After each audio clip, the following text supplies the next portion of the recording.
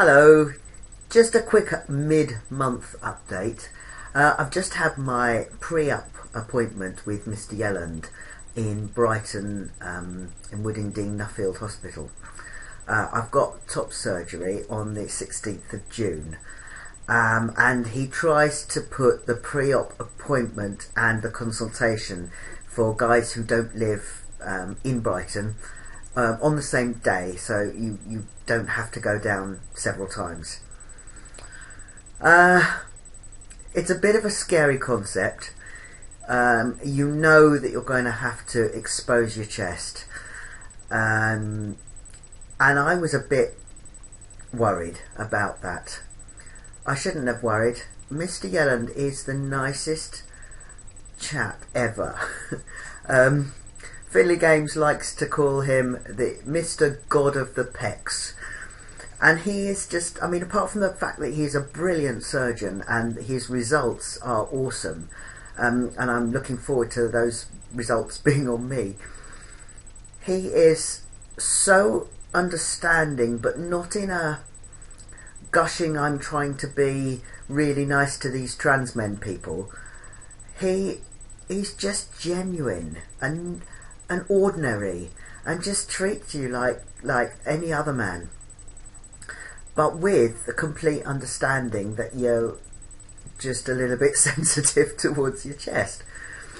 So I'll just run you through the appointment, just in case you've got an appointment coming up and you want to know exactly what's happening. First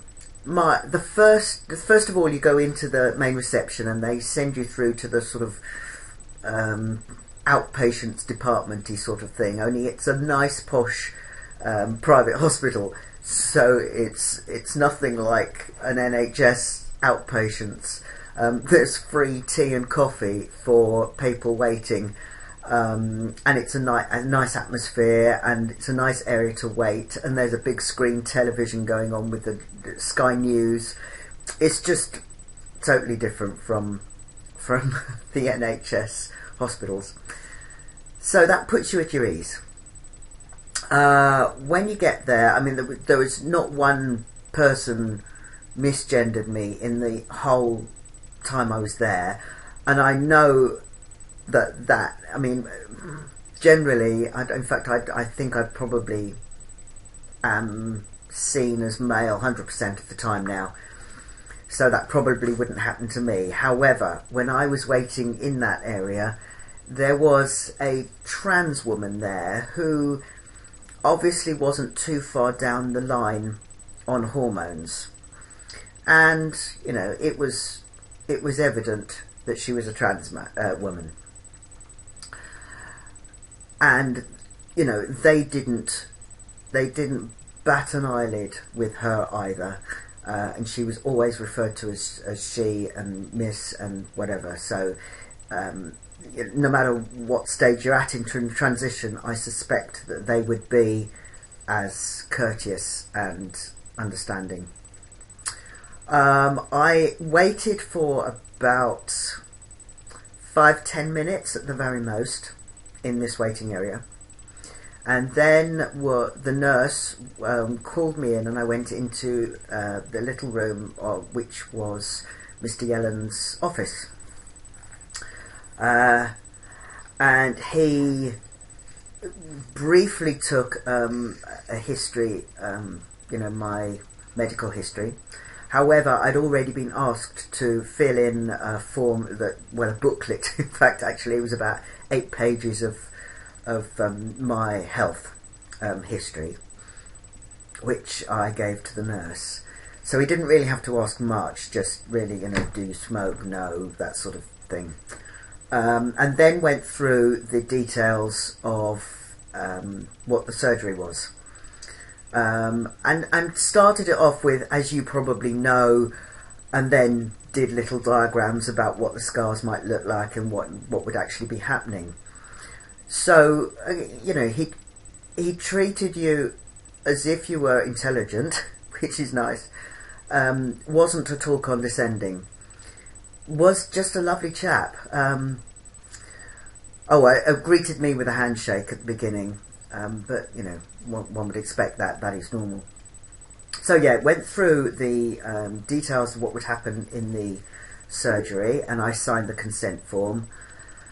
And then, you know, asked if there were any questions. Now, I've been dying to get this horrible thing removed for ages, and I sort of tentatively said to him, yeah, I'd really like it if it's possible, if you could get rid of this horrible mole. I'm just doing, you see this? There we are. Really horrible. And I said, you know, I understand if that's a bit cheeky, but it would be really nice if that was possible. And he went, yeah, of course, we can do that. And then spent another 5 minutes explaining what would be happening in getting that removed as well. And it just felt like I wasn't being rushed. Nothing was too much trouble. And he wanted the very best for me as an individual. Then came the bit that I was dreading, when he wanted to examine my chest. I knew it was going to come, and I was really dreading the you know, examining and touching and all that sort of stuff, because I don't, like most of us, I don't even want to think of the bumps that I've got, and I don't want somebody to touch them. However, it was just nothing to worry about. There was a curtain. I went behind the curtain, took the top off, and all he did was just had really a quick look, a very quick photograph, and within 2 minutes he'd finished, left me to put my top back on again, to put my binder back on again, before I went back to his table and his desk, and we continued the conversation with me fully dressed and back in my comfort zone. I was so relieved, to be honest, because I really thought that there would be sort of manipulation or whatever, and I'm sure that will come on the actual operation day, but today was great. So then finished the conversation with him and went to the nurse who did all the other preliminary checks. So that included blood pressure, confirmation of my medical history, my height and weight. They took 3 vials of blood, which doesn't bother me, but you know, be prepared. They swabbed for MRSA, and that involves a swab up the nostrils, in the armpits, and in the groin. Embarrassing, but very, very quick, and done in such a professional way that it just didn't make you feel quite so odd as it could have done. What else was there? I was asked for a wee sample, and again I thought it was done very cleverly. There were identical pots for males or females, and these pots were basically like cottage cheese pots, that sort of about that diameter, about that depth, and with a lid, a sort of plastic pot, which meant that if, you know, no matter what sort of plumbing you had, you could get your wee in the pot quite easily without accidents. I just think that they have thought this through really well, and really understood the needs of trans folk. What else was there?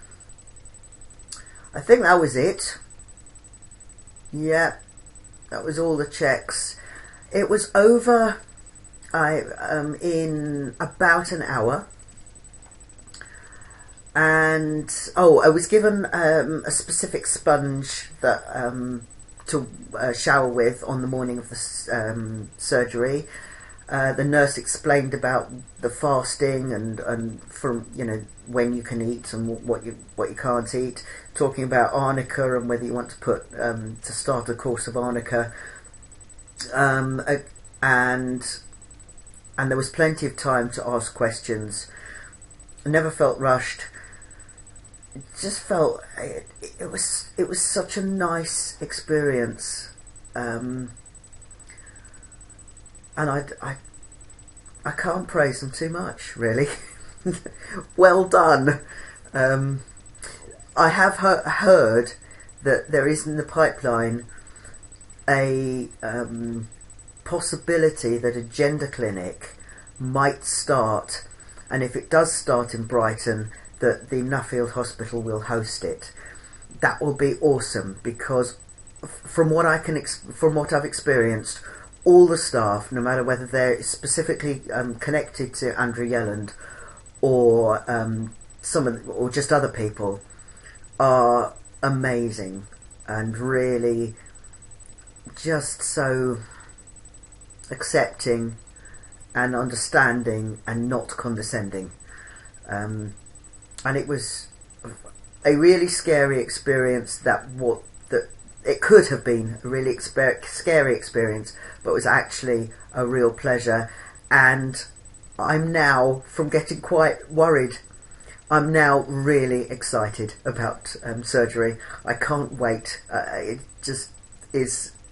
I just can't wait until I have a whole new body, a whole new chest that I can be proud of.